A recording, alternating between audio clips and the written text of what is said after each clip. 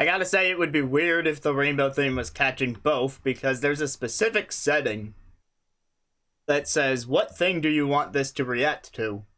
And I told it the mixer for the piano. And I'm not attempting to use the mic with the mixer right now, so they are separate. Anyway, that'll come out on YouTube a little later. It is the theme for the Glossary in the DS Classic Super Princess Peach. No, I see what you mean. I'm not disagreeing that it changed, but it's weird that that caused it.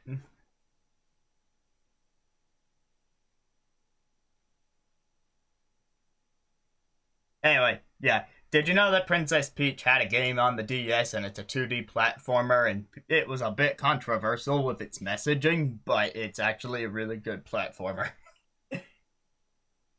Yeah.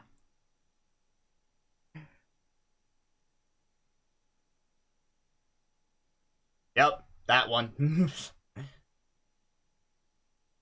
I've had that's one that I 100%ed a bunch as a kid. I would stream it if it wasn't stuck on the DS. Totally would.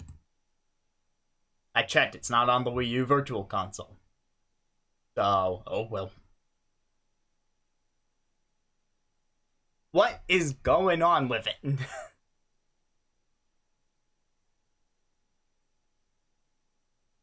This is so weird. It's like picking up some latent noise that doesn't exist.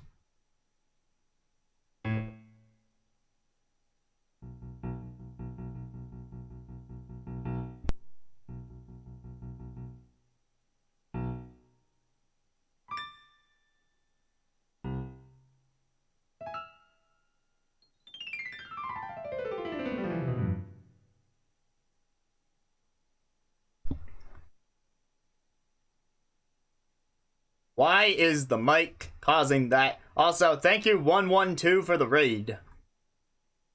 If you're joining us now, I'm playing this instrument, and I'm gonna run down how I go about playing music on it in exact terms. But this is an Ad-Lib stream, so it's totally unscripted, and we get into all sorts of random nonsense. If you stick around in the chat, you can influence that a bit. And thank you, 112. 112 is a great person. By the way, they have some cool ideas. In fact, I know Mondu saw my thread on Twitter about the games I played, and that idea actually originated from them. And, I mean, I said as much. I gave them credit on Twitter. I don't like to take an idea and not give credit. But also, if you need to know anything Mega Man, they're a good person to ask.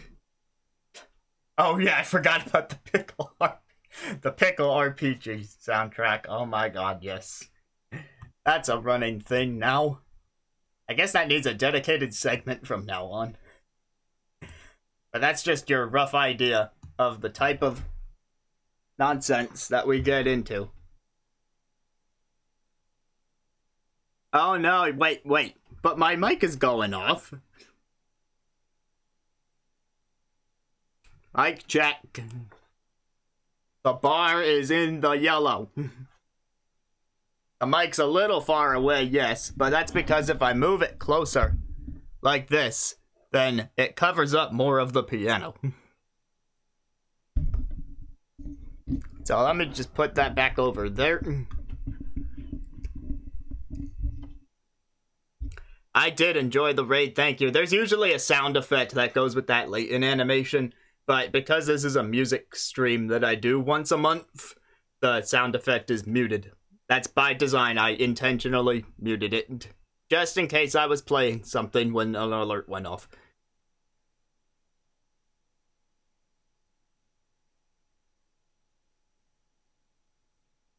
But yeah, you are very... I was trying to say thank you, but in a you're welcome sort of way. Like, I don't know, words are hard.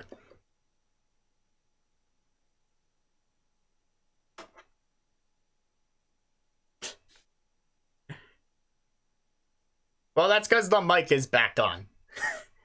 I don't know either. I will need to reevaluate my spectralizer. In the meantime, let's get into another song for the raid crowd. Just, yeah, you came into a music stream, you probably want music. Here's one of mine that we'll dissect a bit later.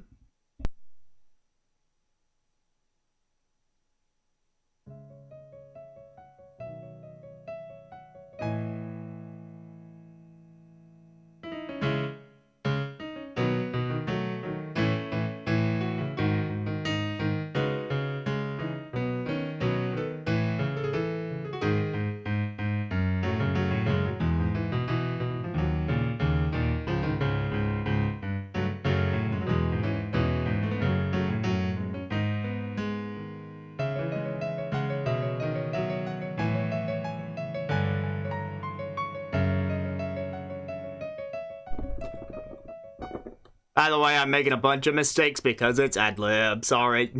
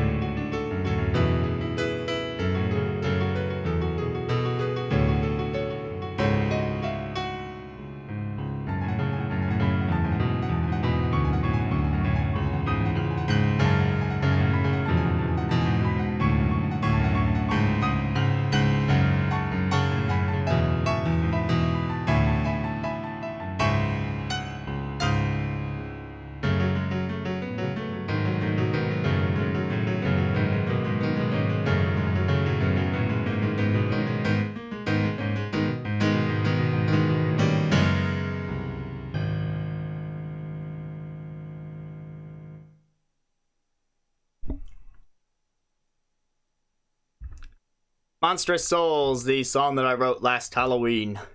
Well, it was before last Halloween because I needed it in time for the Halloween concert. But yeah, I got a whole stockpile of those. In a bit, we're going to talk about how I do it. It's just weird. A lot of it's become subconscious, but I'm going to try and bring it to the forefront of the consciousness and really break it down. And I'm hoping that PAX East will allow a panel on this sort of thing, or at least allow me to play game music. Even though I've never been to the convention and I've got a very low subscriber count, no one knows me. Yeah, well, I'm going to try anyway. I figure maybe they're desperate because of the pandemic.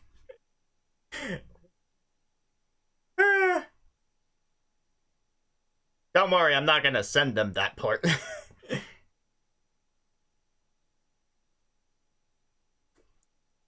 All right. But yeah, I do this. I've been doing these streams once a month since last August. And I'm going to keep doing it because people keep enjoying it. Alright, on the subject then. Let the seminar begin. So, when writing original music, there's a few different ways one can go about it. Obviously, there's not really a right way or a wrong way, so you're gonna have to take every single thing I say with every grain of salt, because you might operate differently, and that's wonderful and special and should be celebrated. But I'm just gonna give you an idea of how I do it, because some people might be curious about how to even get started.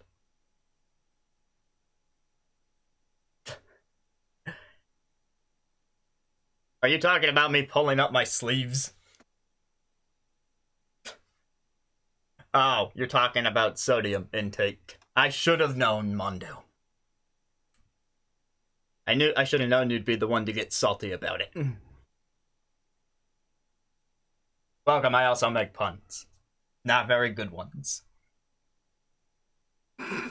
I love how you have the salt prepared. Hi, AG. Right, mid-20s. Sure, not late. So, what I'm gonna do to explain my procedure is do 3 different case studies of songs that you've all heard at previous Ace concerts. And then I figure, with the ad-lib nature of this stream, we can at least start, not necessarily finish, but at least start making an all-new composition right now in this stream. Yeah, that's a possibility.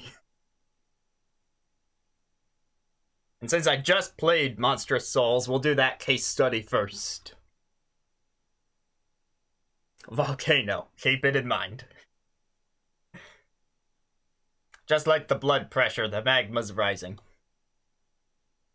So, with Monstrous Souls, I knew that prior to the Halloween concert, I wanted something spooky and original to throw in with the Luigi's Mansion cover, the Lavender Town cover, all those spooky covers I did. Right, I did not have any original songs that I felt fit that bill at the time, so I decided to put myself to the test. So somewhere in late September, early October, I worked on it. And so first I just kind of felt around the keyboard. Keep in mind, I'm gonna make reference to my instrument of choice a lot, and some of this will be applicable to other instruments, but some of it you may have to reimagine what I'm talking about if you use, say, a trombone or a guitar or anything else. So I played around a bit. I knew a major key probably wouldn't be very spooky unless I put some sort of twist on it. Like, I could go into F major here, play something very serene.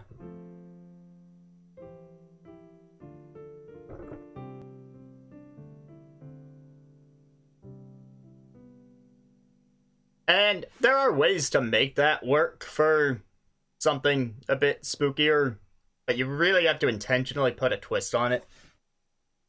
Like, let's say I change one of the notes.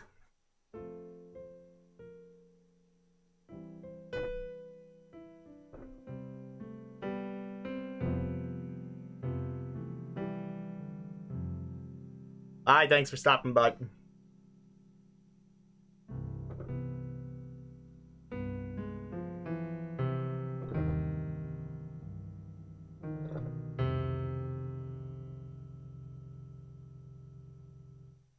Okay, so see what I did there with the F major was I stuck mostly to the F major scale there, but I played a few notes that deliberately don't fit on that scale. Every note has a corresponding set of notes called a scale, and I'm not really here to break down beginner music theory, but just know that there's like a whole scale.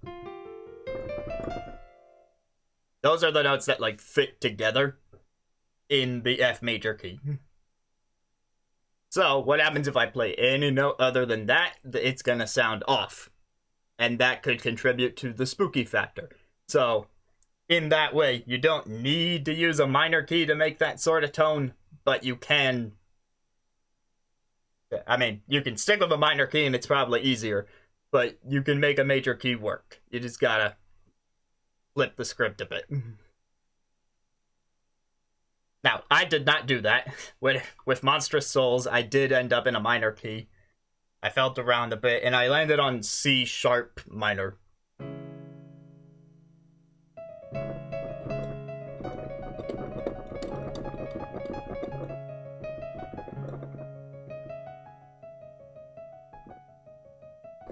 And I know that the mic is not muted, but I'm gonna be talking a bunch as I try to explain this, so if I mute it every single time I play a couple notes, it's gonna be annoying for me. But if I think I'm gonna play more, then I'll remember to mute it. Anyway, so C sharp minor is where I ended up. Now, there's lots of things you could play in C sharp minor. I mean, infinite possibilities, really, with any key. That's why we still have new music coming out all these years after the classical period. Because, you know, otherwise everything would be recycled. Like the movie industry. Oh! I went there. So how did I decide on the exact melody is probably what more people are curious about. Which, to reiterate, that was...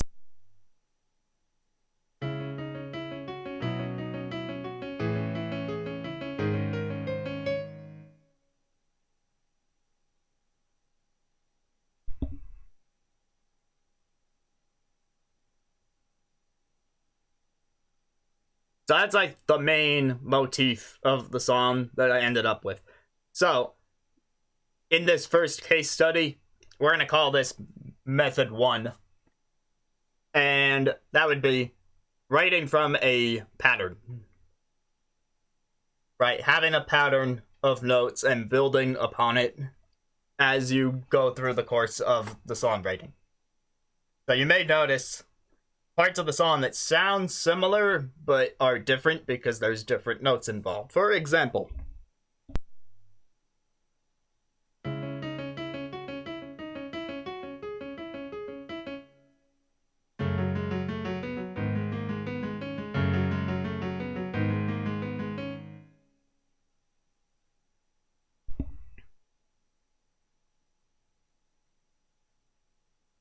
alright, and then, you know, that's not really the only pattern in the song, or else it might get a bit boring. So there's other ones in there. For example,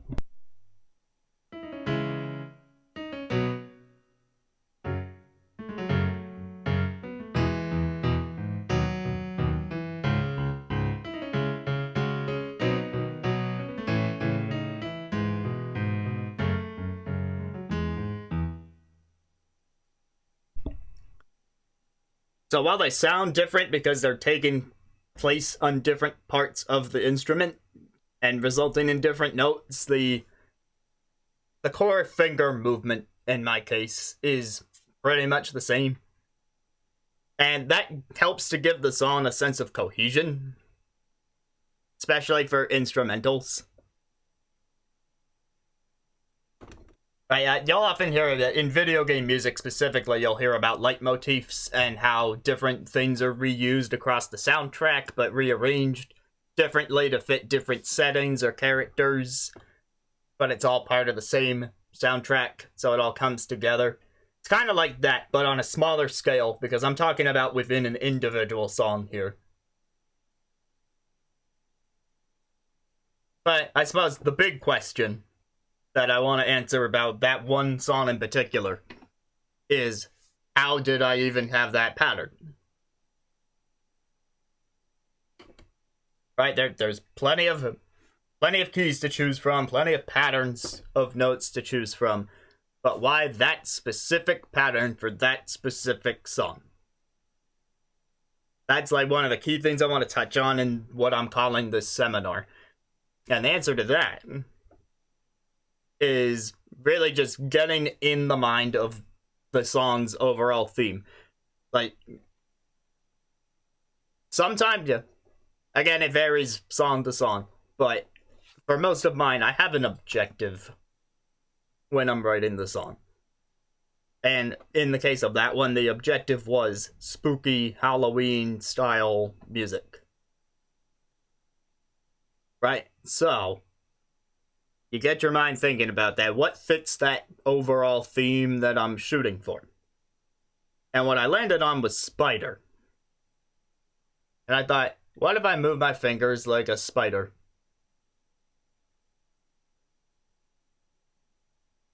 Like the legs of a spider. You can kind of see what I'm doing. And I just applied that to the chord that I chose.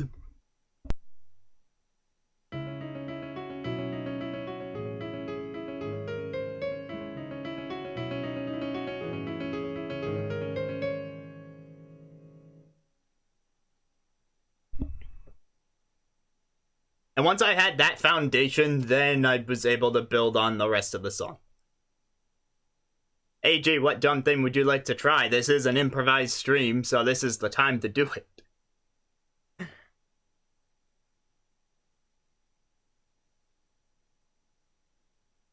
Anyway, so while I'm waiting on AG's answer. So this is loosely based, if you study film music or film scoring, you may hear about a technique, and there's a slang term for it in the industry called Mickey Mousing, because it kind of originated from those old Mickey Mouse cartoons.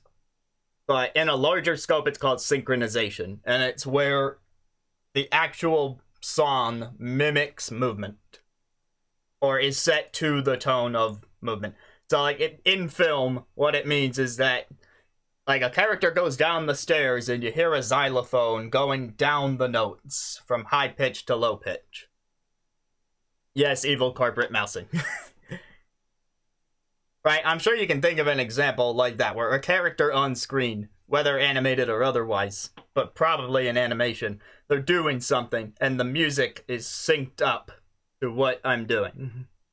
Yeah, to what they're doing. So this is really just an application of that technique. Like, how would a spider sound on the keyboard is where my mind went for that song. Okay, now AG's suggestion is G, E flat, F, A sharp. Do you mean notes or chords? It is completely random.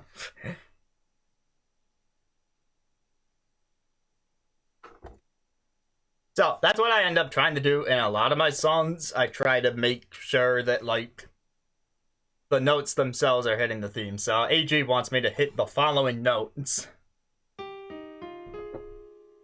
No, wait, that wasn't A sharp, that was A flat.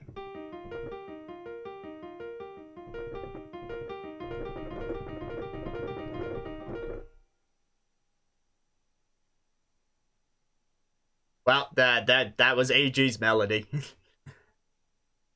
And you could probably build off of that into a song, if you really wanted. Another thing to think about is, like, how are you playing those notes? I tried to space them pretty evenly there. But, yeah, you could also mix it up.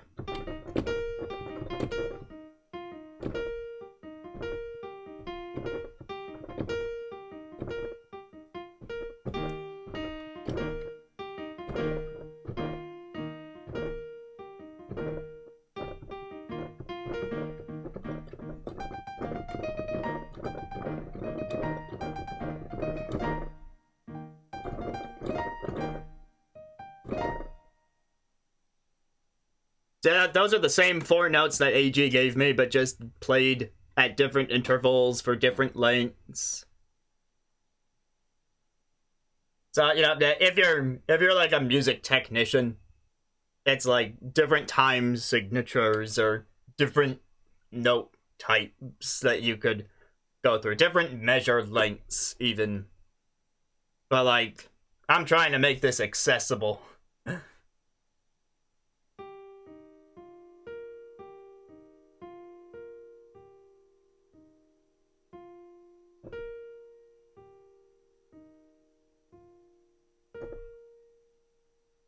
So that is something I had to think about with Monstrous Souls as well, was I decided I wanted to play the notes quickly.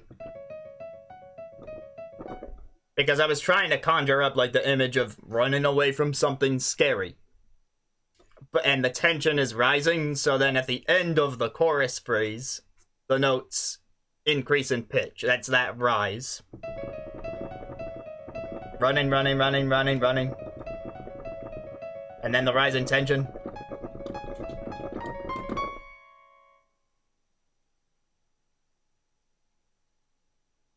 Right, everything I did was to try and contribute to the overall tone that I wanted to establish. And it built off the pattern. Like, I was still roughly playing the same pattern, but I was, to get that rising effect, what I was doing was switching the last note being played on my pinky.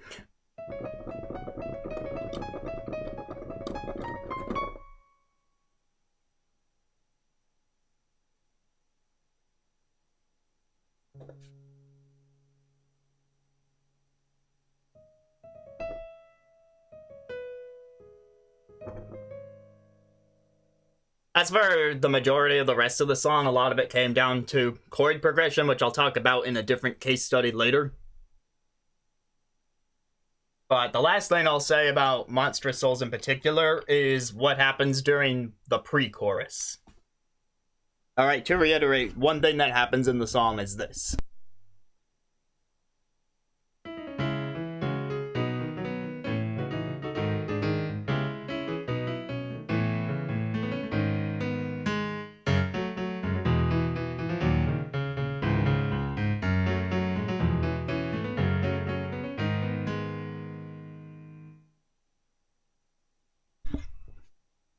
Alright, where I go from my main key, and then right before I hit the chorus, I went down to this key.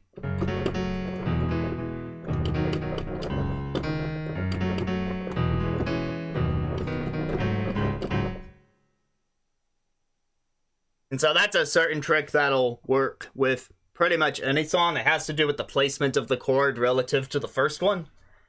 So the first chord... What you need to know is that once you establish what key you're playing in, like your bass chord for the whole song, then the notes get assigned numbers from 1 to 8, representing where they are in the scale. So, this is the key of C sharp minor. So, C sharp, the name of the chord, is the first note in the scale.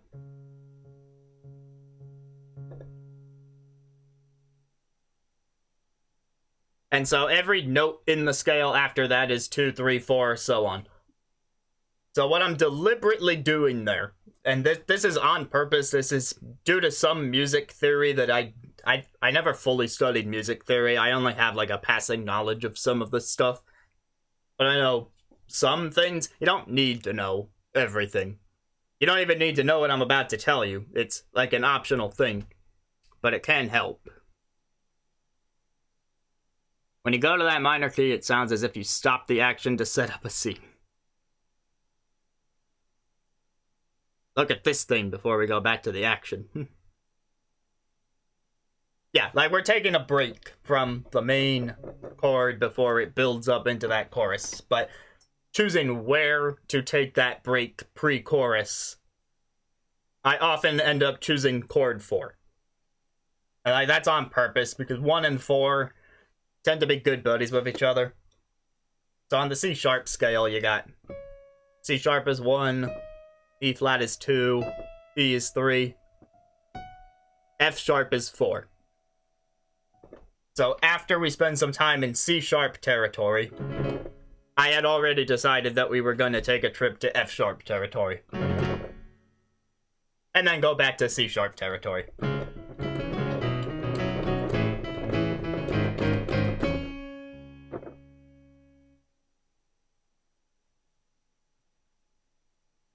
So yeah, there are some very common chord progressions that you can learn of patterns like that where, you know, you start at 1, where should you go next?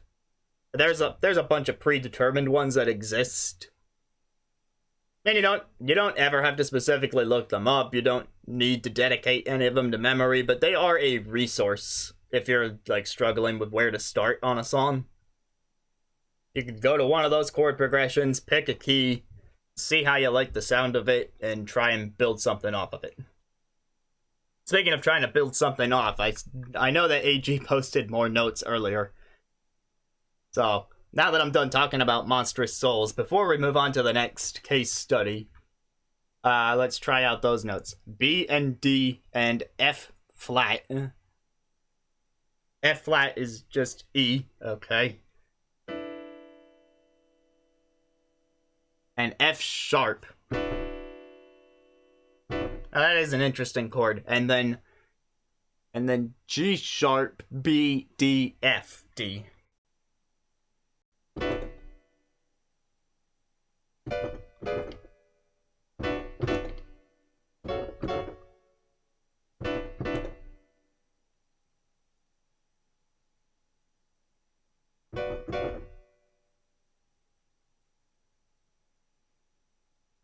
Yeah, I'm not seeing as much potential in that chord combination at present. In fact, it's kind of hard for me to even wrap my head around all of those notes at once. But that's a rough idea of how that sounds. Anyway, I guess I'll ask if there's any Q&A from the panel audience before we move away from Monstrous Souls.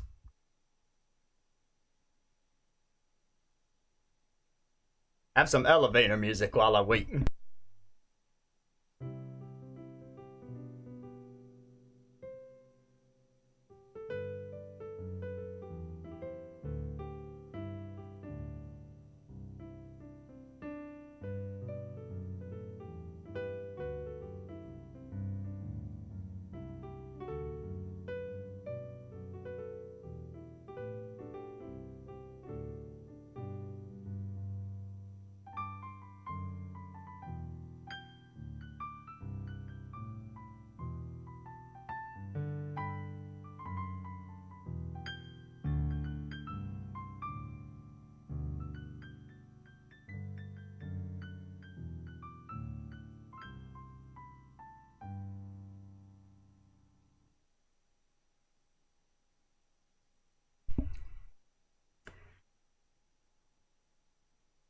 That's a good question, Mondu.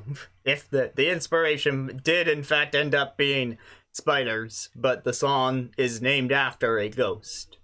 And that's because my objective the whole time was to go for a general spooky vibe. I wasn't trying to write spider song. We have Undertale for that. Yeah, I made a funny. But no, I wasn't trying to write spider song. In fact, let me tell you a little secret about where that song came from. Yes, I was about to play a Halloween show, and I wanted something original to contribute to it. That was one factor, but it wasn't the only factor when I wrote that. As I kept at it, it evolved to be a bit more about something else. I'm gonna try and be vague here, for all intents and purposes. How to be vague about this. So, what you guys don't see a lot of the time is the lyrics to my songs. Because I write a lot of these with lyrics in mind. But I am not a professional singer, so I never use them. They're just more of a me thing. Like, they exist for me. Let's just say the lyrics of that song are about a person in my life who, metaphorically speaking, is like the Bobby Kotick of my life. And so the titular monstrous soul belongs to a human, not a spider. Ergo, that's where that song title and thumbnail came from. Yeah.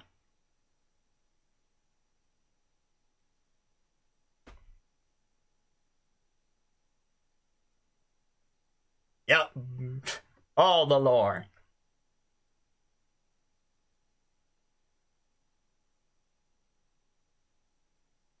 Okay, I said metaphorically, Mondo.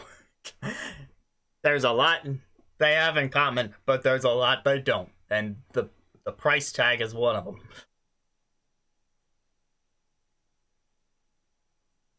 Alright. Let me tell you the next. I have 2 more songs I want to break down because I wrote them in completely different ways. Next up on the docket. Here's case study number 2.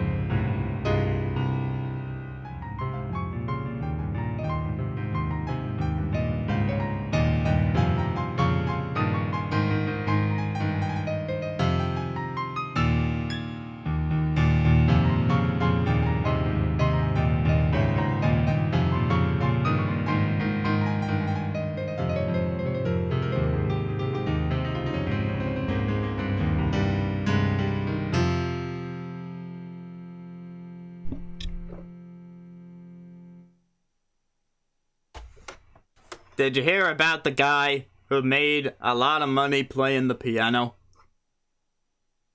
That instrument was the key to their success. That's because AG just redeemed the pun incentive in the chat. So there you go. Anyway, now let's break down that one. That one that debuted way back in August. Alright, I showed that one off for the first time when I started doing the piano streams as a whole. So, with Monstrous Souls, I said that was going to be method 1, which is where you decide on a pattern and build off of that pattern. With that song, what I ended up doing, and this is another approach, is starting with the actual chord progression. And so you hear it in the song as this.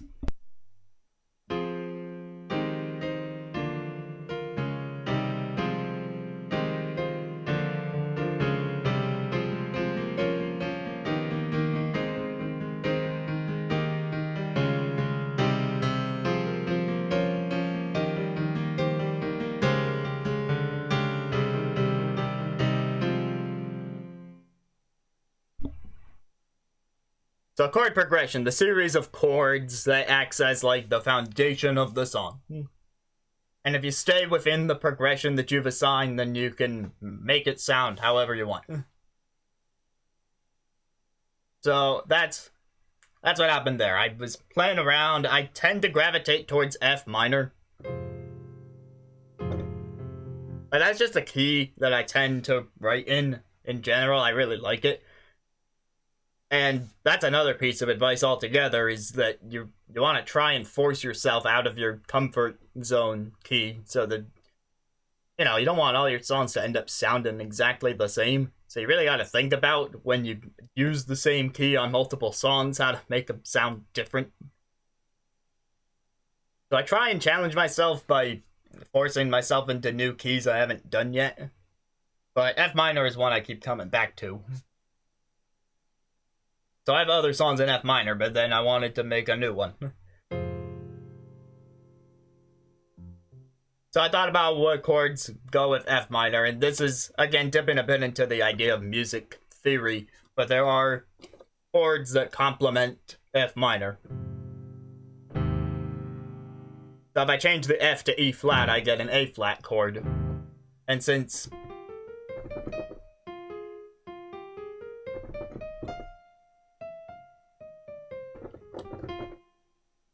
E flat is in the F minor scale, it works.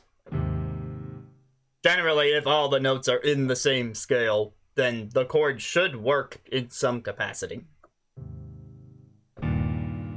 E flat's the same way, those 3 notes that make up that chord are in the scale.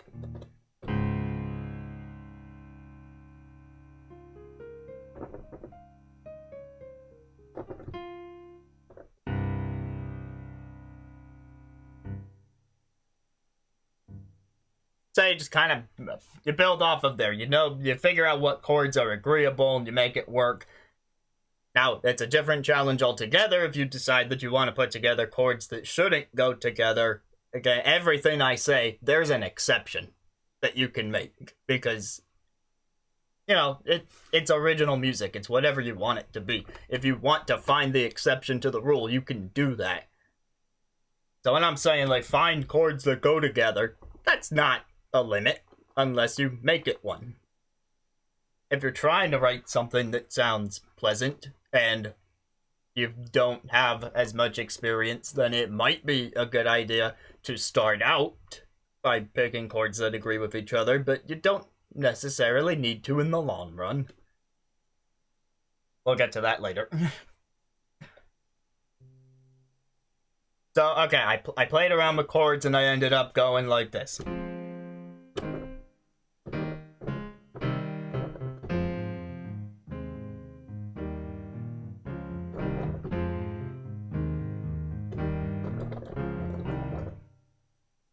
Now, earlier I mentioned you want to do stuff to make songs sound different if they're going to be in the same key. So for this one, it was at the end of that progression there, you notice I hit 2 chords much closer together.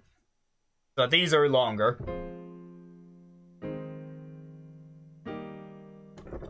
And then the short ones.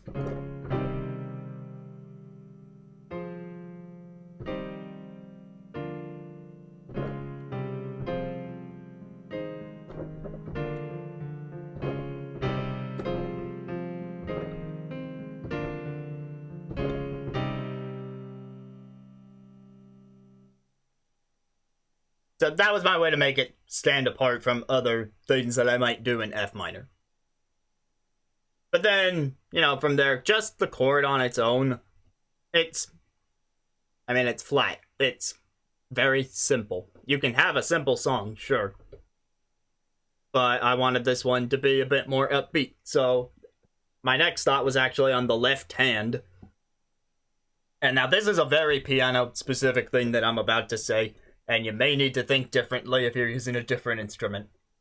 But typically the right hand enforces the melody, and the left hand enforces the bass line, or the chord progression, or both.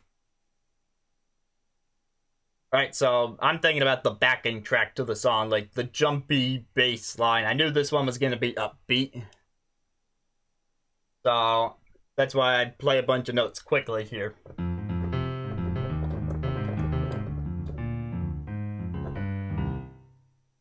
Now there are some sustained notes during those last two chords just to add a bit of emphasis.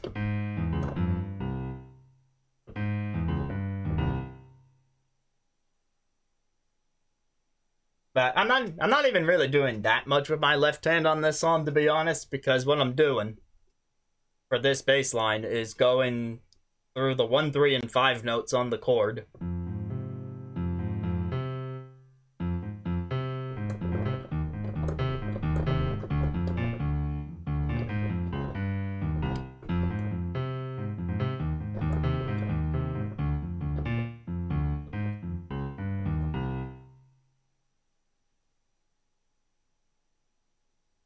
Right, so I'm playing them a bit slower, and then there's a part at the end of the chord before I move on to the next one where I string them together much faster. Slow. Fast.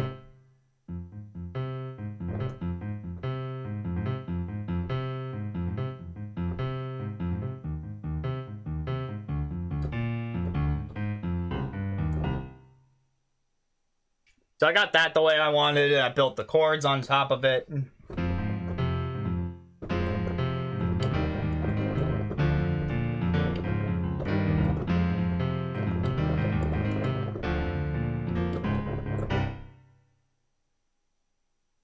Now, you may have noticed that I said that this time, when I wrote the song, I started with the chords.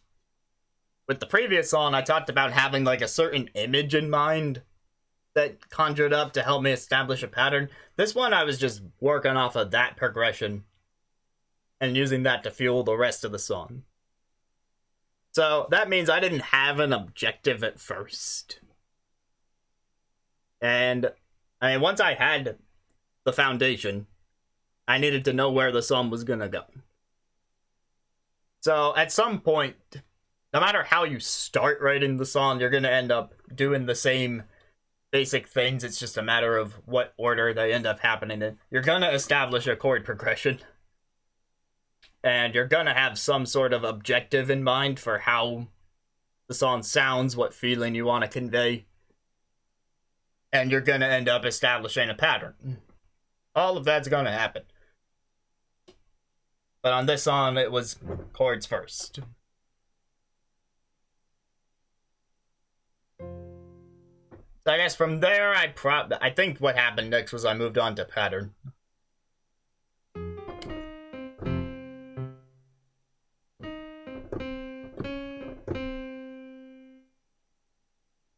So notice that part, when the song really starts, it goes.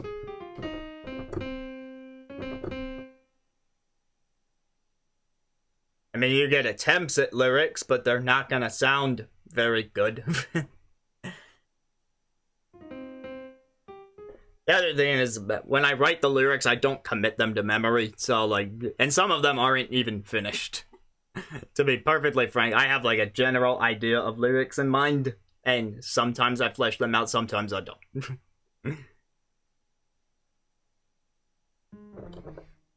But see, at the end there, I go...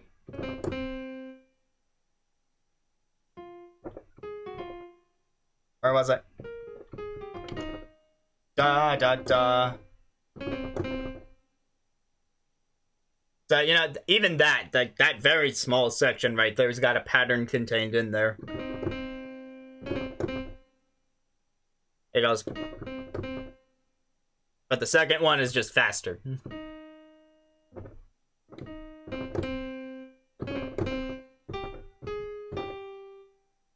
And then the next part also has a few patterns strung together.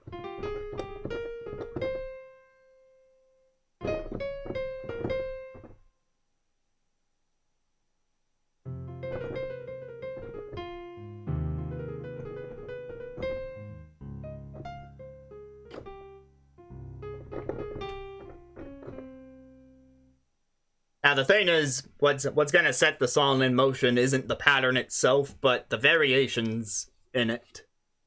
So that first one I mentioned that the second time I use the pattern, it goes faster.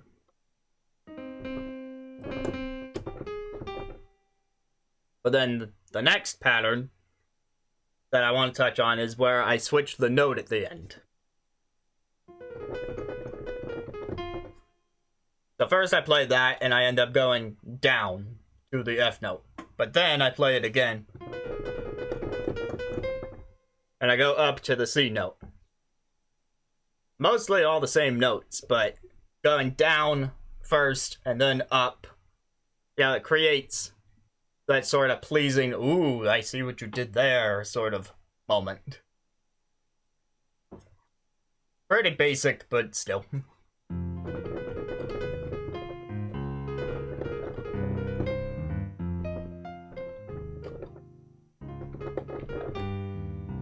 And then I go back to this.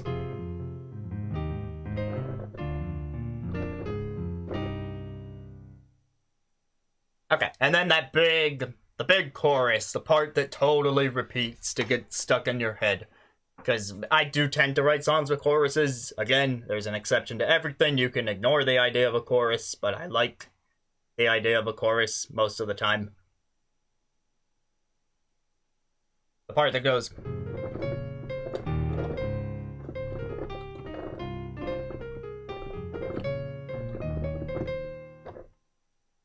So, first off, you can hear another repeating pattern.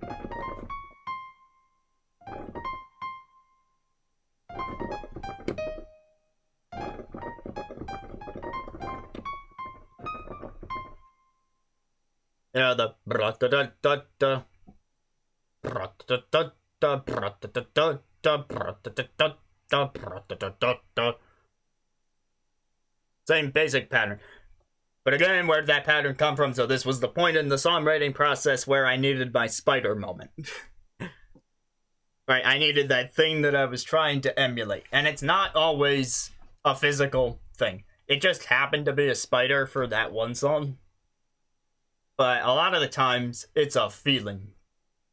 Something that doesn't necessarily have a physical form. And so with this one, I decided, like, darn it, I need to stay away from Sony then. Hopefully they don't buy me out for $70 billion. Of course they will. Hopefully I don't buy them out for $70 billion. Maybe that's the more apt metaphor. I don't have $70 billion, guys. We established my boss is not actually Bobby Kotick. Anyway, so for the thing that I wanted to synchronize at the end, I'm going to say that instead of evil corporate mousing from here on out. But it was ultimately, and this is where the song title comes from as well. Oh yeah, I would totally do that, to be fair. And if they want me to compose for them, even better. But it was the sensation of leaping. That's ultimately what I decided I wanted to go with. The song is called Cloud Jumping. Involves like a bit of open air freedom and a bit of leaping from one place to another, and that's what finally gave the song a cohesive vision, is when I reached that point on top of the chord progression. So what I'm attempting to do in the chorus is make it seem like you're leaping through the notes.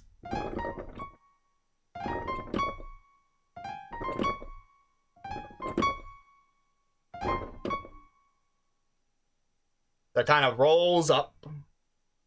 Again, the idea that my hand is actually doing the thing that I want the music to emulate is a pretty big thing for my personal piano style.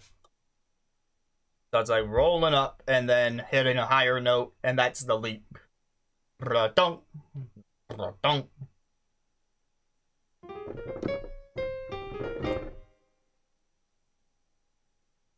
And then, of course, after any leap, you gotta come back down.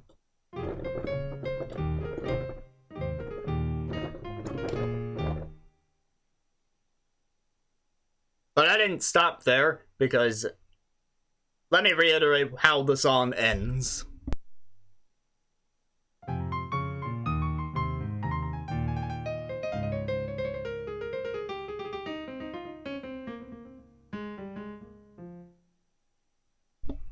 Alright, I messed up a bit there, but by the end of the song, I've brought it up to one of the higher octaves.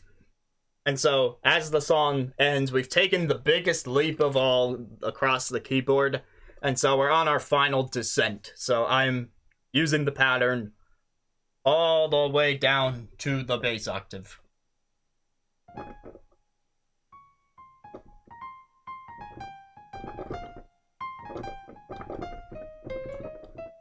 Hold on.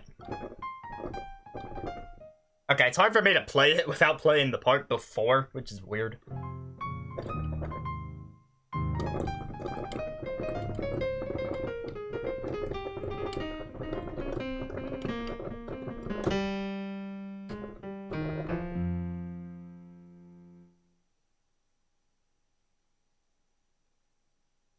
They get that little shaky pattern that I throw in there. I guess some would probably call it a trill, if we're using music terms.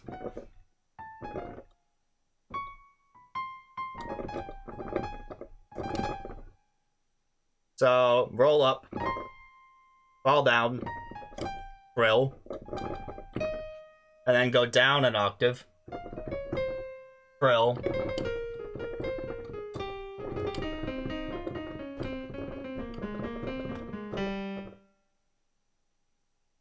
so that's just, I decided to cap off the song with just an expansion of what I had already been doing in the chorus.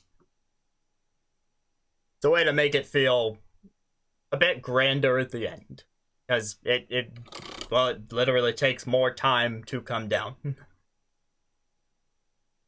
And that was the inspiration there, so I'll once again throw it to any questions people might have about anything we've heard so far. And then I'll get to the final breakdown. And then we'll get into nonsense.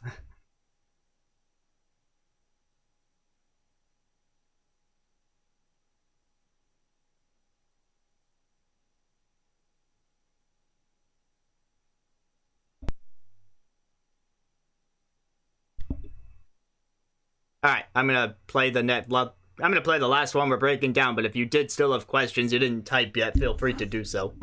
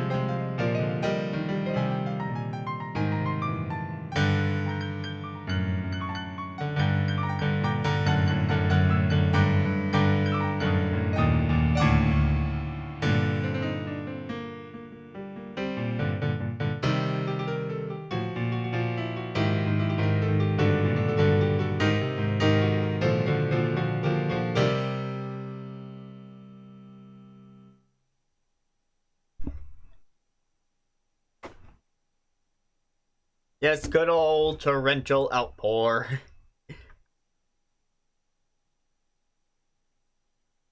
I don't know. I feel like that's not as what. Well, then whatever. I'm not gonna go there. Anyway, this is where we get into the third and final method that I will be presenting tonight, and that is that with this song, it didn't start with a chord progression. It didn't start with a pattern. It started with the mood.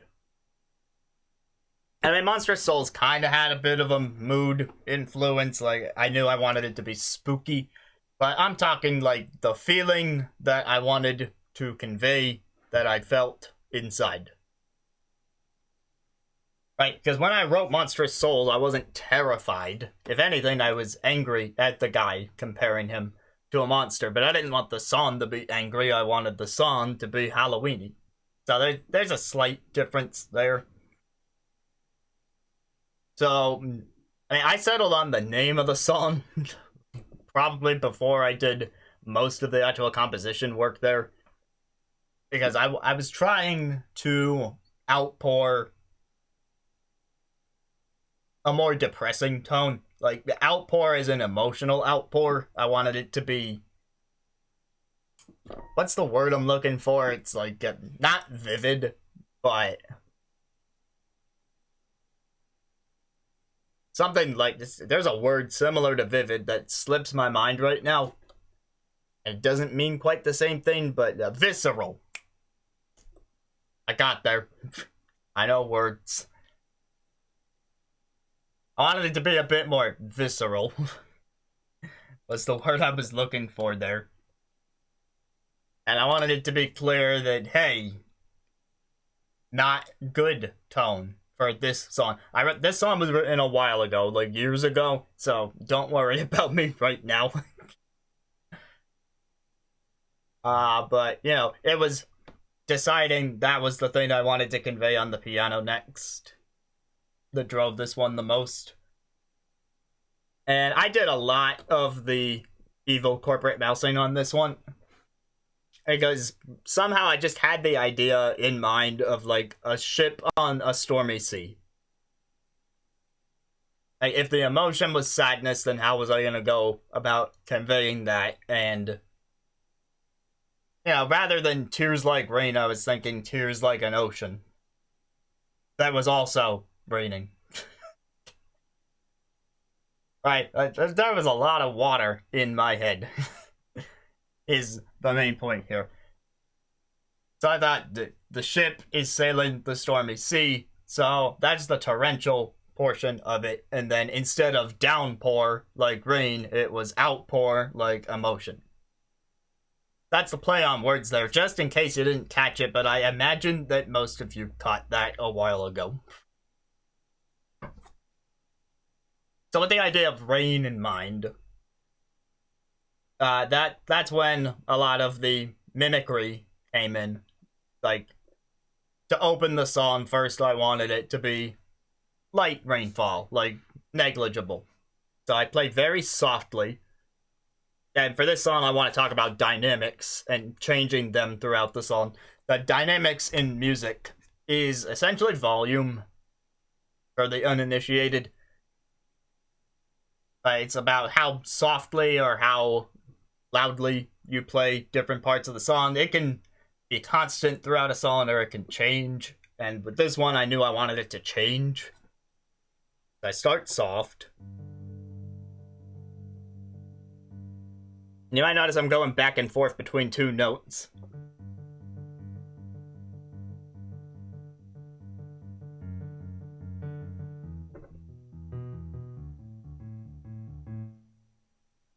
So I thought, that's the pitter-patter of rain if it was hitting the keyboard. It's very light to start out, and so the noise is very soft. But it's just kind of landing in small little droplets, so it's a single note at a time. But it's kind of building on itself, so I have the sustain effect.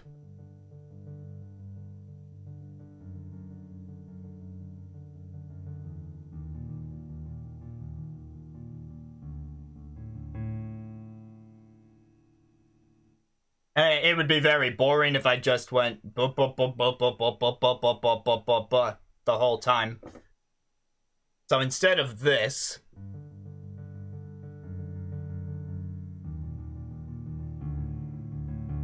which works but is a bit basic, I then moved into how can I deliberately change the pattern? It's about that variation to get people to notice. How can I deliberately change that pattern in the baseline to make it a bit more interesting? So it starts out that way, going back and forth.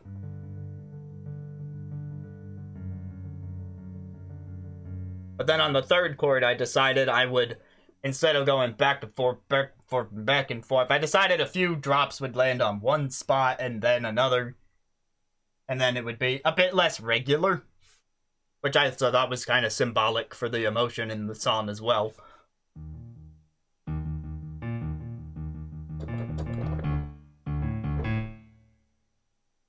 And the last note is held as a way to transition into the main verse.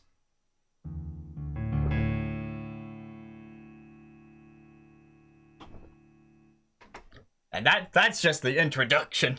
I'm not going to go into granular detail on every single part of this one. That would take way too long for the time I've budgeted here. But that is about the amount of granular detail that I put in when I'm taking this song very seriously. Every little section gets that treatment.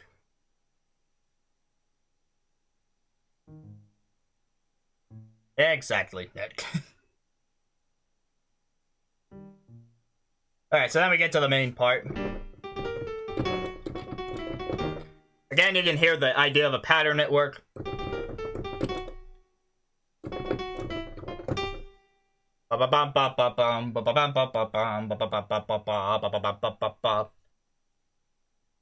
know if that... Do you guys remember in elementary school that... For those of you in America, and maybe this applies to other parts of the world, but I don't know. It might not. But at some point in America, you generally take music in elementary school and they teach you very basic things. And one of those things is called a tita. So it's about when you're learning rhythm at a young age. They use the idea of T's and Ta's. And Ta's represent quarter notes in music terminology, and T's are like the eighth notes. They're shorter. And then as you go along, it kind of expands where T's any shorter note and Ta is any longer note. So it's not just quarters and eighths, it can really be any fraction of a note. So if I were to translate this into T-Tas and remove the pitch entirely, that's where the pattern comes from. It'd be like T-T-T-T-T-Ta, T-T-T-Ta-T-Ta, T-T-T-T-Ta, T-T-T-T-Ta, T-T-T-T-Ta, T-T-T-T-Ta, T-T-T-T-Ta.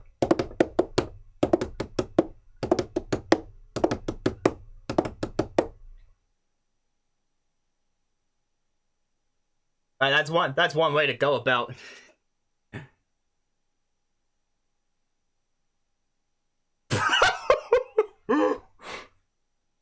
Why do I have a feeling that's bad? You know what? I might have an idea of what it was. But that's how it's taught in the American school system. I'm just saying. So you have a general rhythm, and then you choose what notes to apply it to. And I chose G minor because, again, depressing minor key.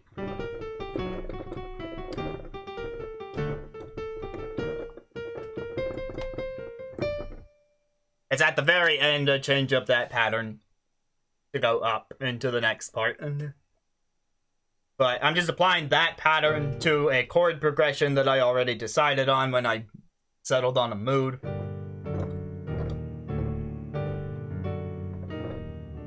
And then, again, this is one of the more common chord progressions where it goes 1, 4, 5, 4.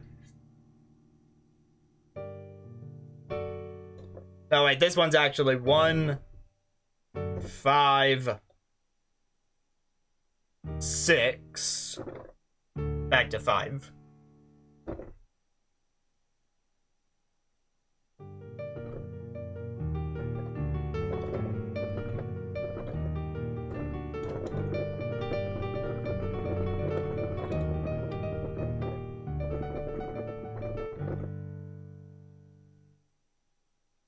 Another pro tip, if you want it to sound different while sticking to the same chord progression, you just change what note is the top note. So here's the D chord with D as the bottom note. And here's the D chord with D as the top note.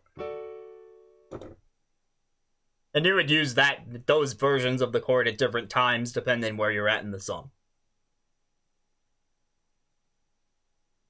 Then I built from there, and then I decided I wanted this to be a 2-act song where there was like distinct first act, second act, and then merging. That's where we get into a completely different key mid-song.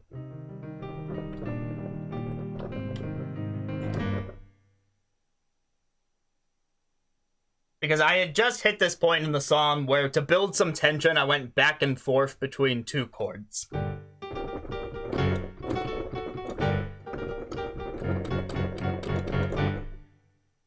If you want some sustained tension, you can go back and forth between parts of the keyboard or instrument. So I built up the tension there, and then I sent it all crashing down. So imagine that's the ship being overcome by waves and falling to its doom. So now we're under the water in my vision of the song. And so things are more ambient, they are slower, you are gathering where you're at because you've just, the ship capsized. But you were on board that ship and you've got to swim your way back up to the surface. So once again, the dynamic shifts back to softer, things are building up. And that's kind of to emulate how, underwater the things are more muffled. You get that effect a lot in television, movies, that sort of thing, where you're hearing the character's perspective in an underwater scene and things are muffled.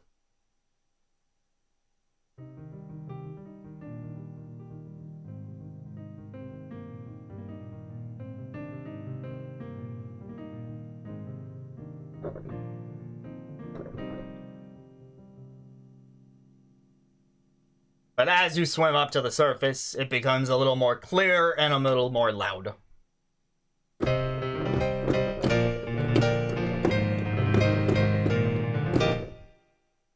And at that point, I changed the bass line to try and get a sense of that marching tone that I established in Act 1.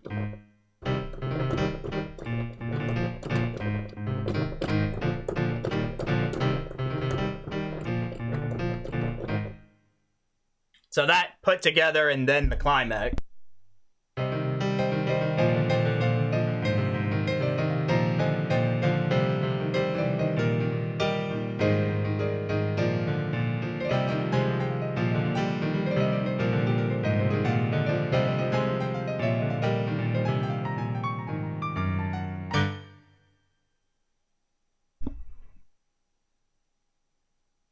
And so at that point,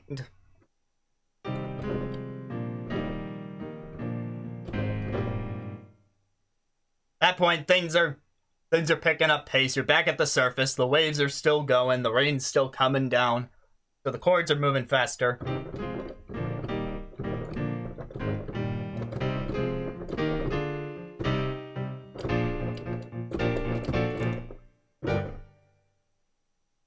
But I wanted to transition back to Act 1 because I wanted the song to be a cohesive work. Like I said, I used the word cohesion earlier. You want everything to sound like it fits together. And there's an argument to be made that this is 2 different songs that I mashed together. But I'm the composer, so I decided they're the same song as each other. Not a G minor song and a C minor song, a G minor song that goes into a C minor section. That's for me to decide. I'm the creative in this scenario. You want to create something, you can make your own decisions. But to help convince people that this was the same song, I made sure to transition back to the original key to finish things off. So that's why at the end there,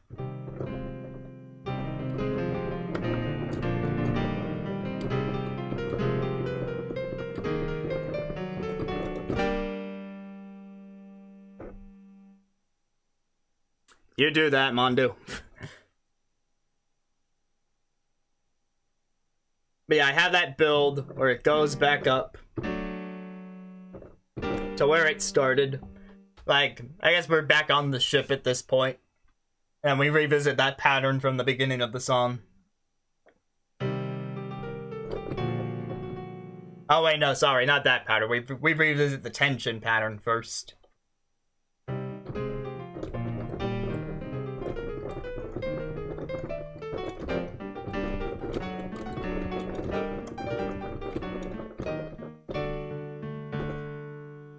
And then I wanted to merge the acts together. Now, earlier, I said that you don't have to pick chords that sound good together. It depends what you're aiming for. There is such a thing as... I'm going to use another musical term here. There is such a thing as dissonance, which is, you know, when two things don't sound great together. Like, they clash. Like, for example... Wait, that wasn't that bad. That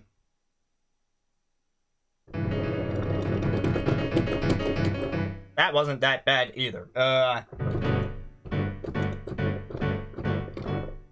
No, that's just Sephiroth. Yes, there is discord between each other. But they should not go together. However, there's a difference between hitting the wrong notes and getting dissonance on accident, and making a creative decision to have intentional dissonance, where it's not supposed to sound right. And that's kind of what I was aiming for at the end of the song. Like, the person's not fully put together. Again, there's still some dysphoria going on. There's no clean resolution to this storyline, at least not at the time that I wrote it. So, you know, the G minor and C minor keys aren't exactly meant to be played together, but I do it anyway at the end, where I take the C minor chords and have the G minor pattern on top.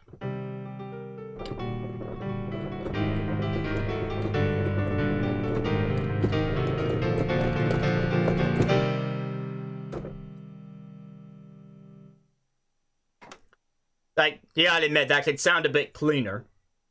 Compared to how it originally sounded in Act 1, it was...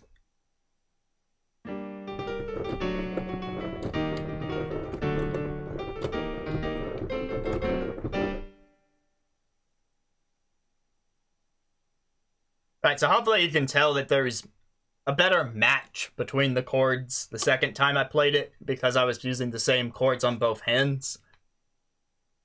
But the first time I played it like this,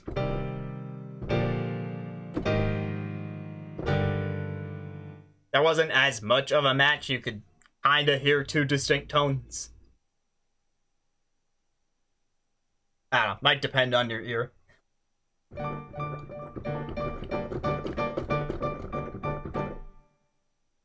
Okay, now, I assume that chord I just played did not sound as good, so that's another example. But anyway, that is the breakdown of the 3 songs that I wanted to break down for tonight. So, any final questions about the composition process as a whole?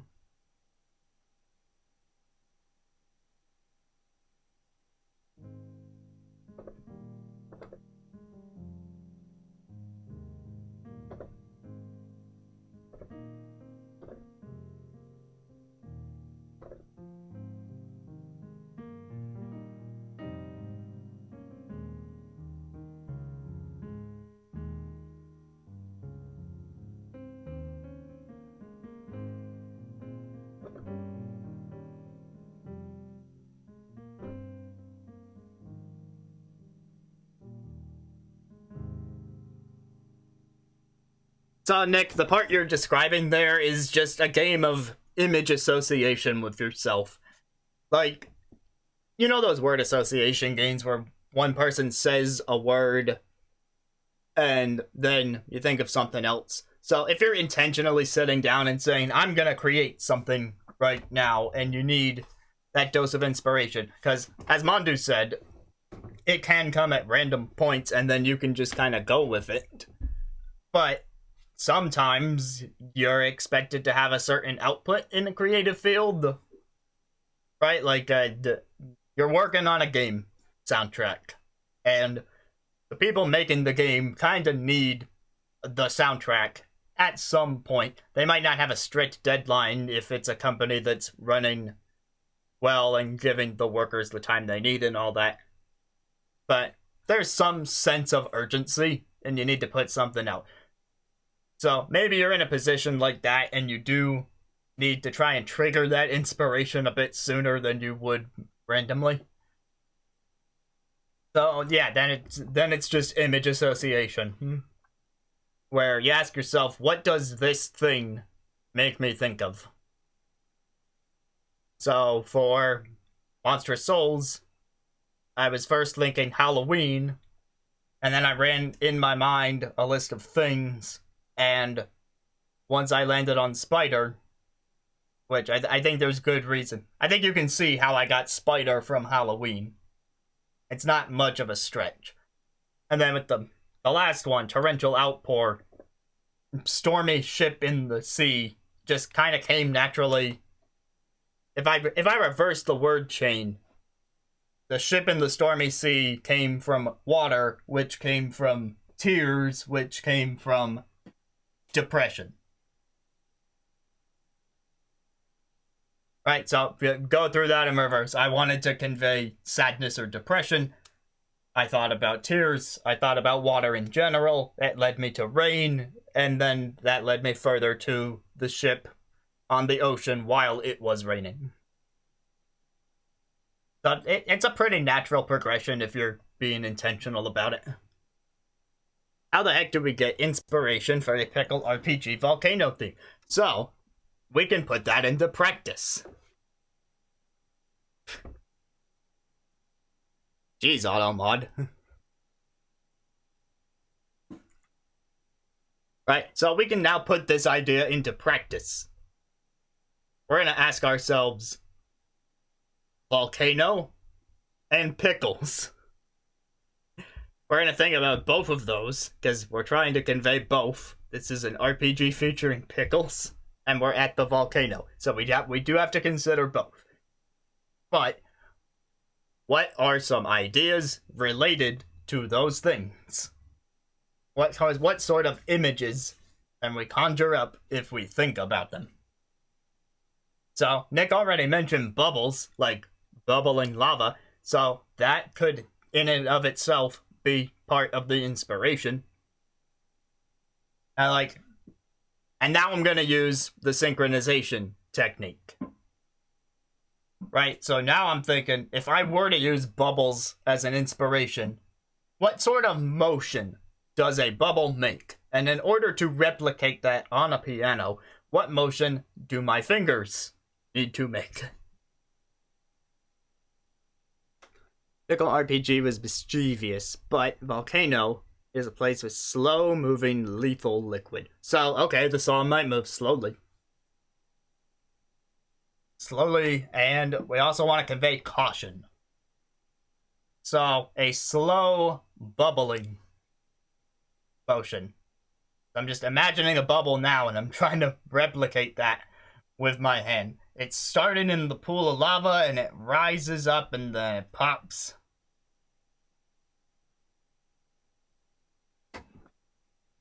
So I'm going to play around with that motion a bit, and we'll see if we can find a key where it fits. Also, welcome to the stream. We are now trying to create an original song using techniques that I typically use to write music.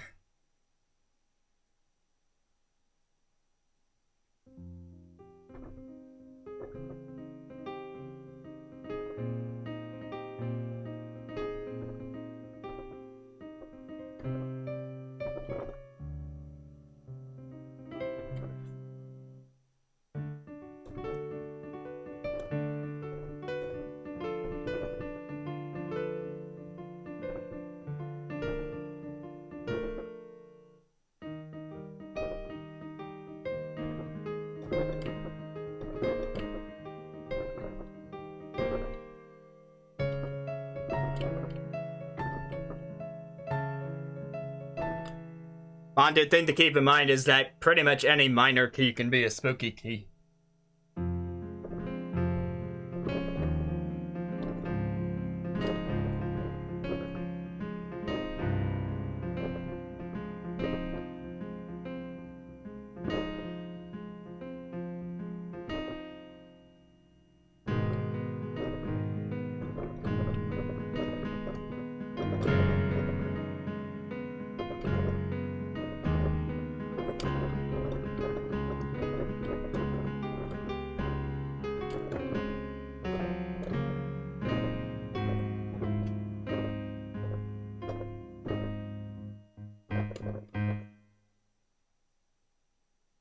It's hard to tell which one is that one when there's stream delay. Some touches of the higher part of the keyboard on the... Yeah, we're in a... Yeah, bubbles ascend, and so does magma, right? That's a consistent worry in a volcano, is that the lava is rising, and that the whole thing's going to erupt at the end.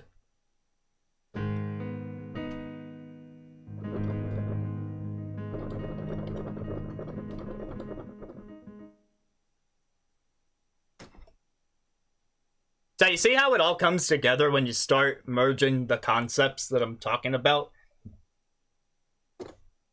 Right, we had an idea. We thought of what sort of image we wanted to conjure into mind. We applied it using the technique of film music to bring it to life on the instrument. We played around to find a place that made it sound decent. Like, there is still some improv involved. You might not know exactly where you want to start unless you're deliberately starting with the chord progression.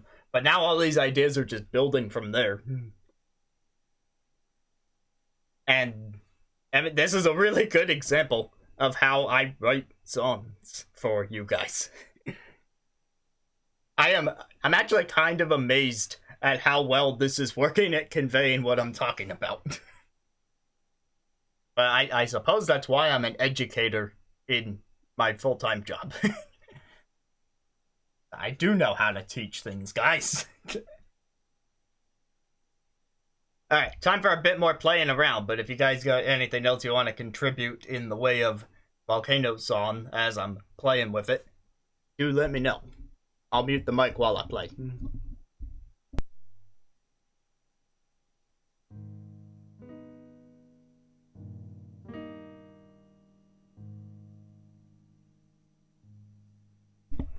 Actually, what I'm going to do now, it says, since we settled on A flat minor as the key, what I'm going to do now, before I go back to my pattern of the bubble, I'm going to try and settle on the chord progression, like where the whole thing should go in terms of chord. Because, you know, there's a few ways to go. You could do something like this. Or you could do something like... Which, by the way, that last one is incredibly basic, the 1-4-1-5.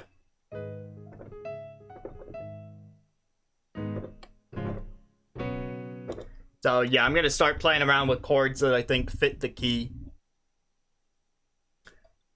You know, sometimes if I'm aiming for... The answer to every question is, it depends. And in that case, about listening to something for inspiration, it depends if there's a certain thing I'm trying to do. So, for Torrential Outpour, I had listened to a lot of classical music and decided I wanted to emulate it. And, you know, depending on how far we take this, it's possible we could listen to lava themes from existing games and inspire from those. But only if we feel like we're really having trouble with it. Oh, Mandu's got the funnies.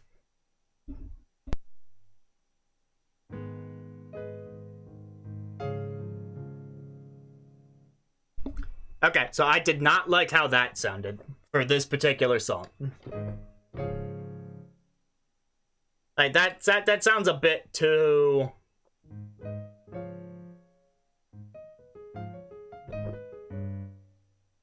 You know what? That chord, one into the other, reminds me of the song Doin' Time.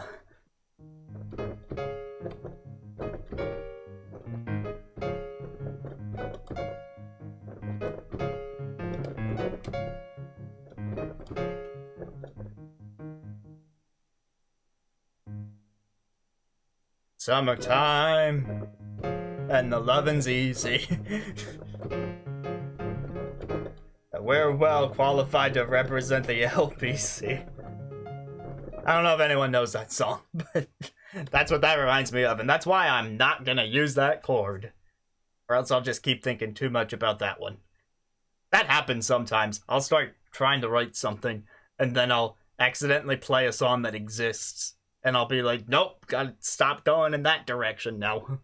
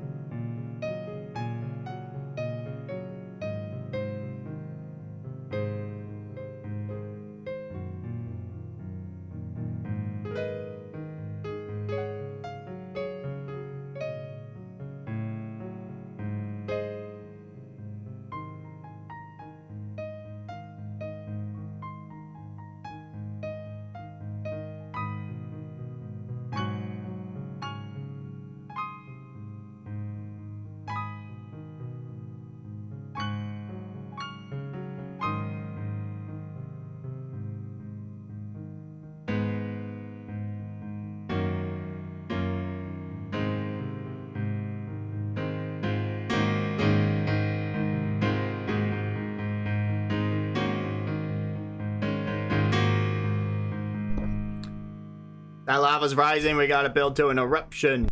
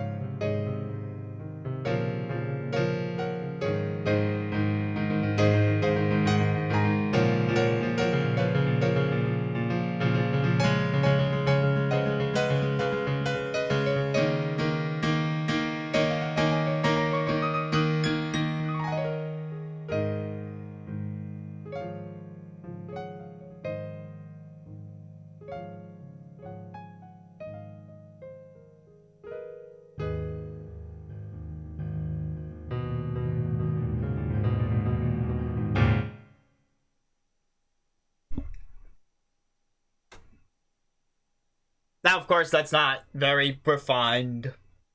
That was just one take of me playing around with it. When I actually put out a finished song, it's after many trials like that to see what sticks. So if I were to do that again, it would probably sound a bit different. Some parts might sound the same or similar, and those would be the parts that I'd latch onto. And, you know, then I gotta go into that granular detail I mentioned earlier. Decide what's the pattern here, what's the thing I'm actually trying to do. What are the exact notes that I want to play? If I were to write this down for someone else to play, what would show up there? And no, to answer that next question, I personally don't. Because that takes time. I don't know of a way to do it quickly. And I suppose part of that... Well, okay, there's several parts to that question. 1, I'm lazy. 2, I don't have time. 3, it's a philosophical choice. Because the parts that I don't need to write down are the most memorable parts, and ergo, those are the parts that belong in the song in the first place. That's the BS answer. I'm just lazy and got no time.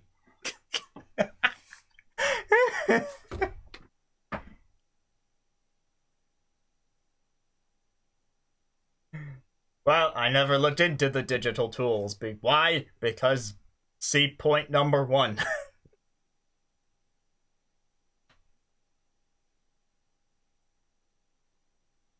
And then I would just say, I think I have a software where I think I have a software where I can use this as a MIDI instrument, and it does kinda write the sheet music, but it does some weird stuff with notation, and I don't always agree with how the sheet music looks when it comes out.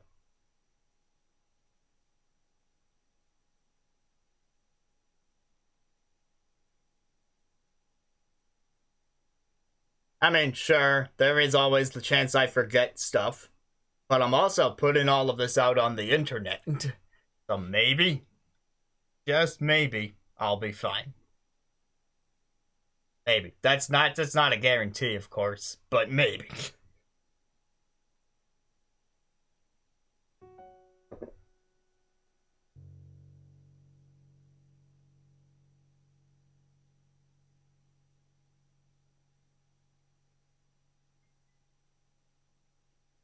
Ah, man. Is there anything else that we want to do with the night? Oh no. When that day comes, all I'll have left is the Twitch, and that doesn't have anything. Are they gonna buy Twitch too? Wouldn't that mean buying Amazon? Is Microsoft gonna buy Amazon? That's when we know we're in trouble. Micro's on. That's the day the world ends.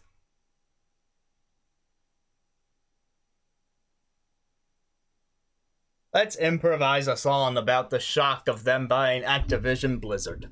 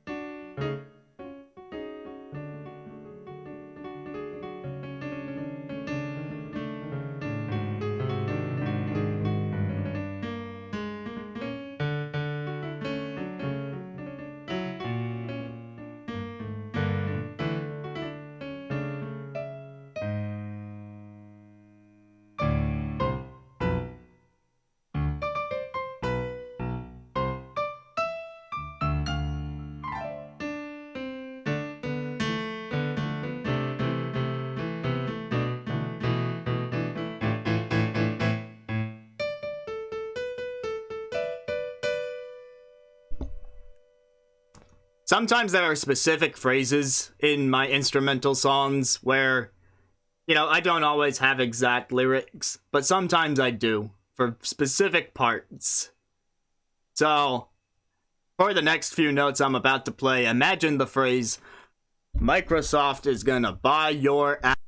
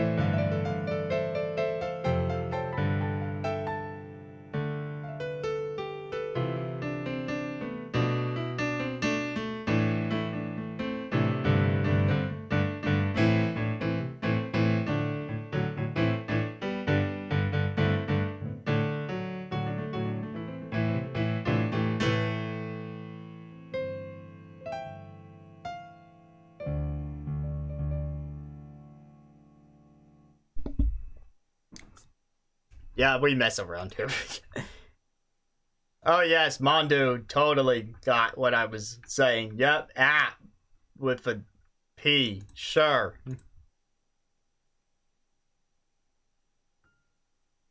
Although I don't think what I censored myself saying was wrong, though.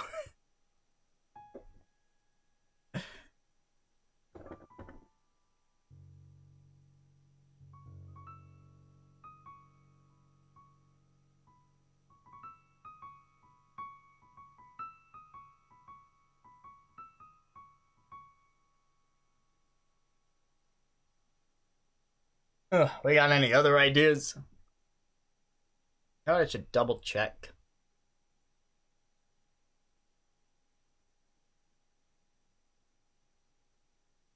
Nope, nothing new there.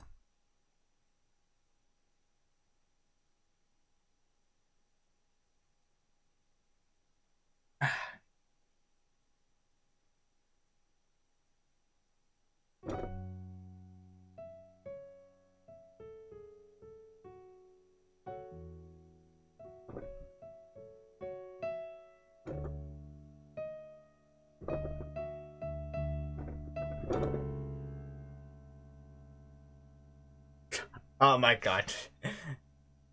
Is this a thing? So, instead of the Gaming Twins new show, we're just gonna have the Azran plays the news in the form of music show? Is this a thing that needs to exist now? Oh, we're playing the TV news. You know, Mondu, that reminds me of something that I'll play afterwards. But for now, let's focus on television.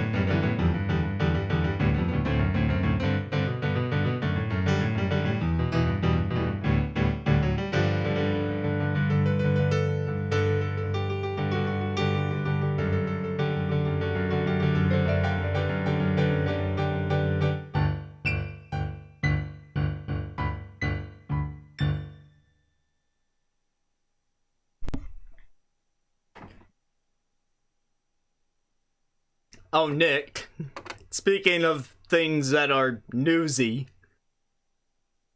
Do I need to play them the song that you haven't played them yet?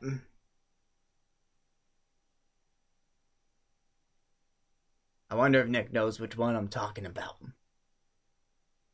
This is a test and we'll see. Okay, apparently I do, because Nick hasn't premiered it yet.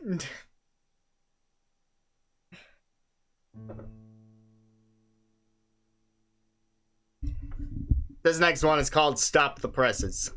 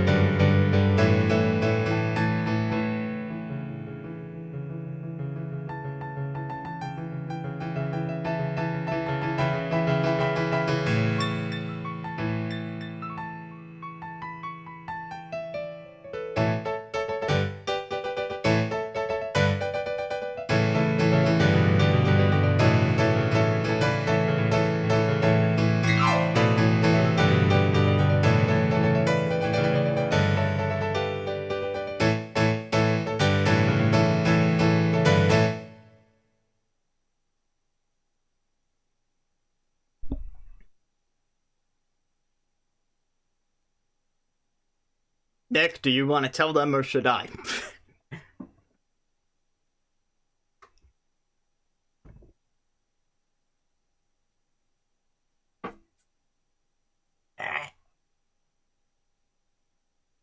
That's not the part I meant, and you know it. Alright, I don't know how long it's been now, but I sent this to Nick as something that he could add to the pre-roll on the twins. Something in the vein of, this would specifically be pre-roll, not during the show, of course, because it's kind of a loud one. But I was trying to go for the feeling of, like, a newspaper trying to push out a publication. There's a breaking story, they gotta move it, move it, move it. And this was written before the schedule switch, when I thought they were still doing, like, the news show and not just lumping the news in with other things.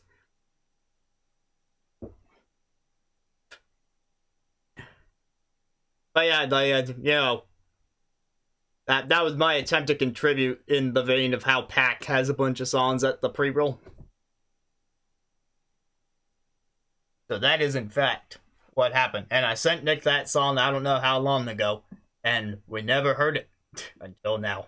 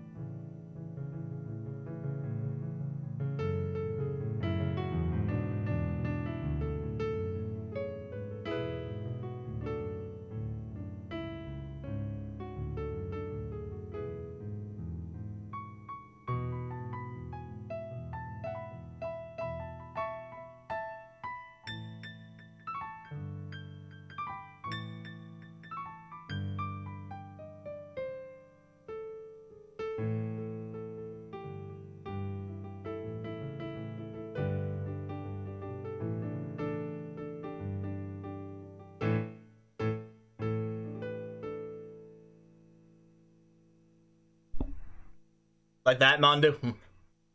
Also, Chuck has the file too, just saying. I mean, he also has 4 kids, so... he has the file and 4 kids, which is a lot, I understand.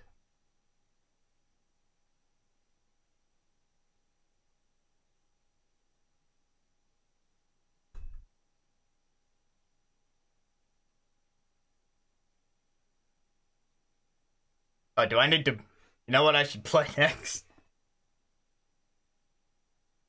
You know how this stream works. I say something, and then I play a song about it. So now we need to play the song about Chuck having 4 kids in a file.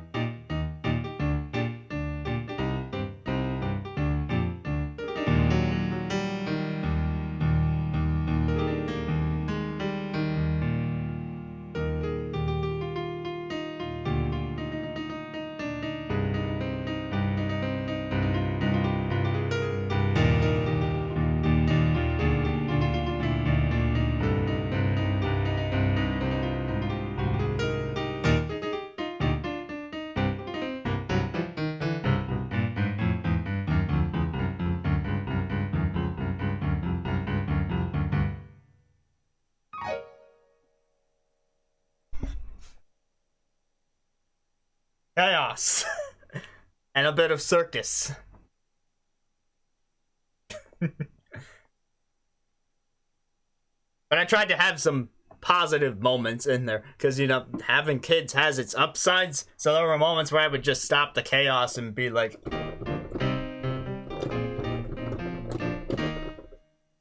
Because, you know, positives. Children bring joy. To many. Not to everyone, and if you're not a kid person, that's cool.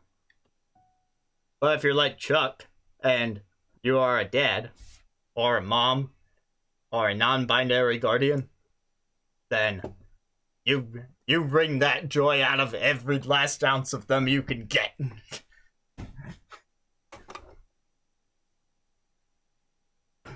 Maybe not physically, though. That sounds like it would hurt. Yeah, Mondo, you tell him.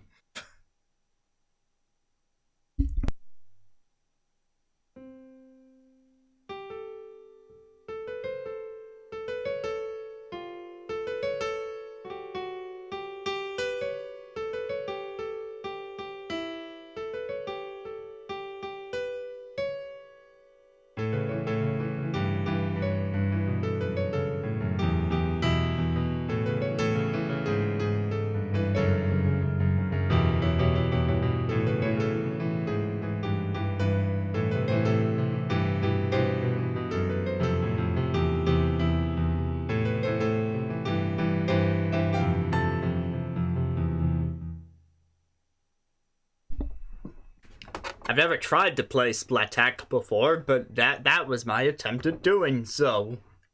Yay!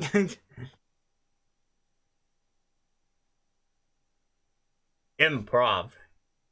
You know it's improvised, because I had no way of knowing that Mondu would say squid person during this stream. But then he did, and I reacted.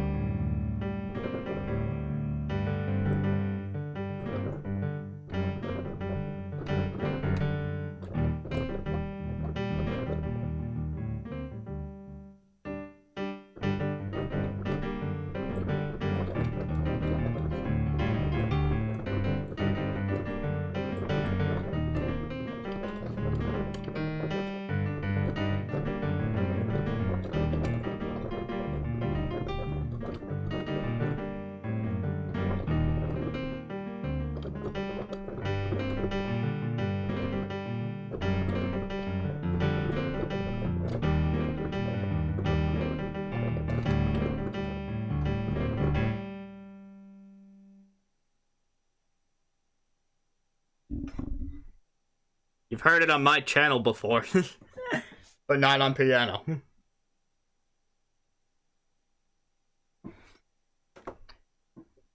Honestly, that I hadn't even tried to play it on piano until now. I'm surprised I got that close. Here's a hint.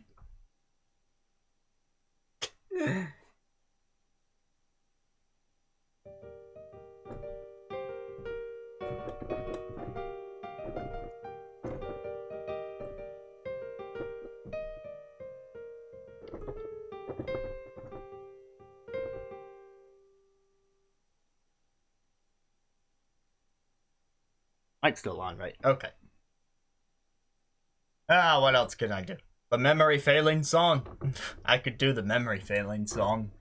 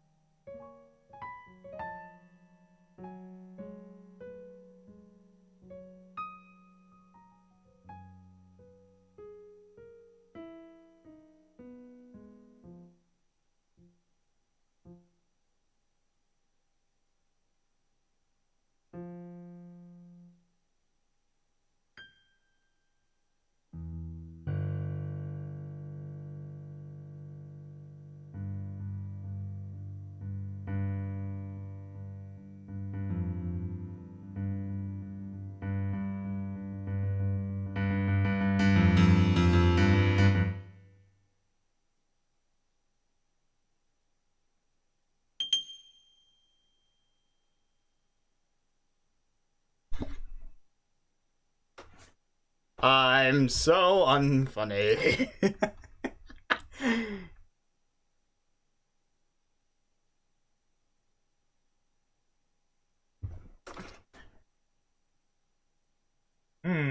Oh, you know what? Mandu, you just gave me a ridiculous idea.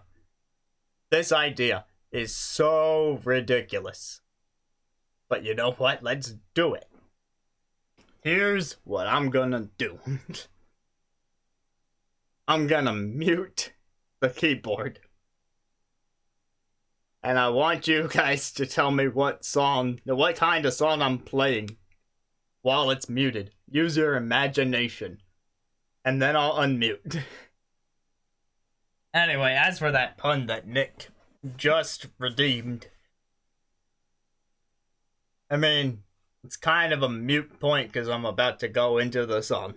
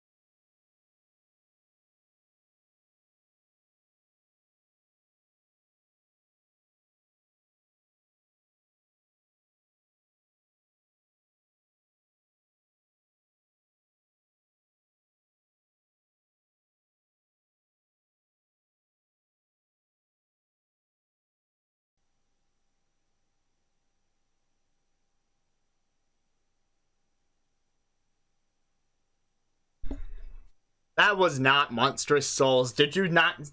There was no spider pattern. We talked about this.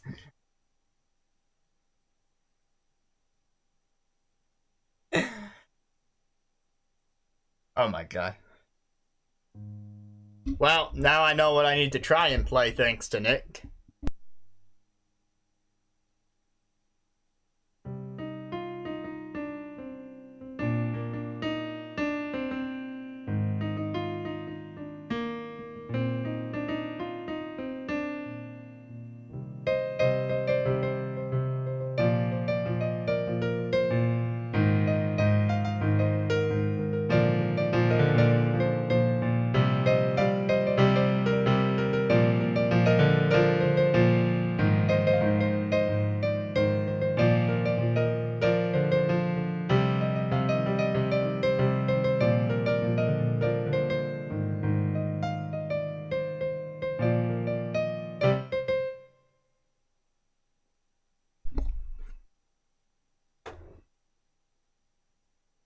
Random guessing, mostly.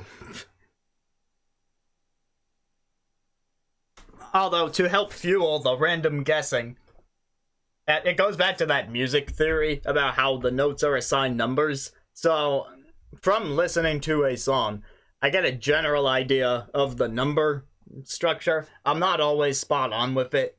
Like, I'm not a miracle worker. But for that one, I at least can hear something to the effect of 3, 3, 4, 3, and then back down to 1. And then that's a bunch of 2s right there. 2 to 2 to 2 T, 2 to 2 to 2 3, 2 to 1.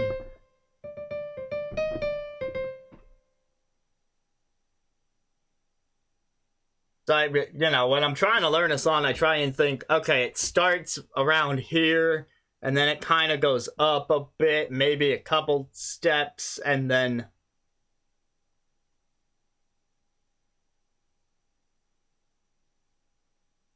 So yeah, like, my fingers kind of imagine it when I'm listening to it.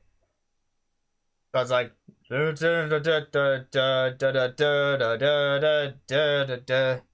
I can hear the up and the down, and I can try to approximate how much up or how much down the note moves. So from there, it's just a matter of finding a note to start on and hoping that it's the right note.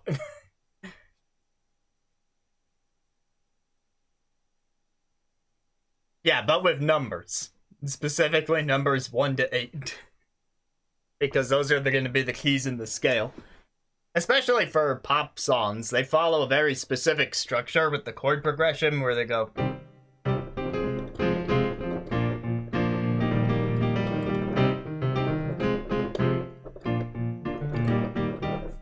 But you can apply that to any key.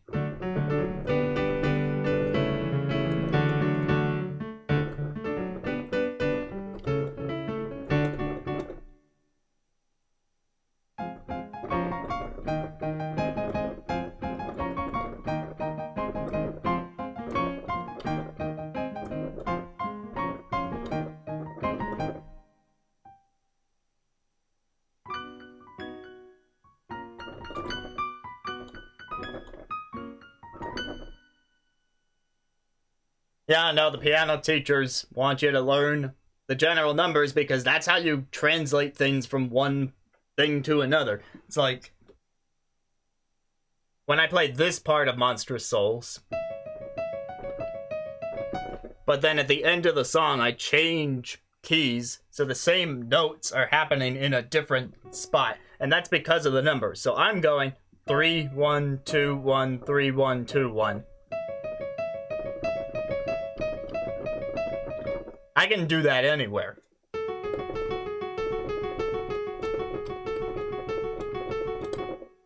That's how you get people playing songs in different keys.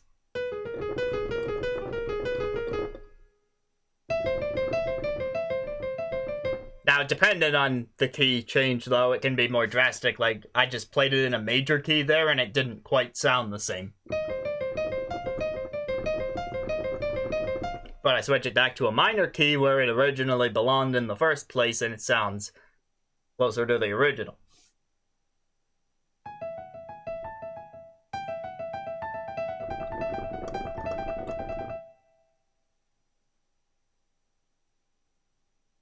So potentially, by using these numbers, I can potentially play the right song even if it's in the wrong spot, and it'll at least sound similar.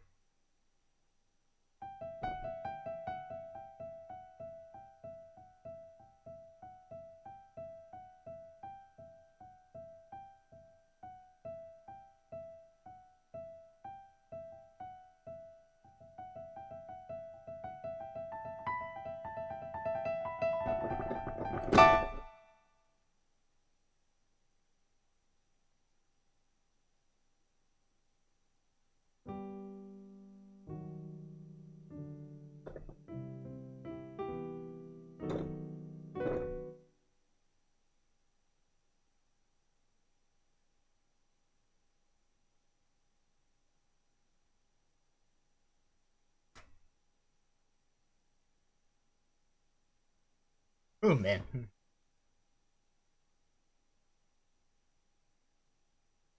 Alright, let's try and bust out at least one more solid thing before the stream ends. Because I know this one was a lot of talking and explaining things. So let me end up on one more solid song, and have a good night, Nick.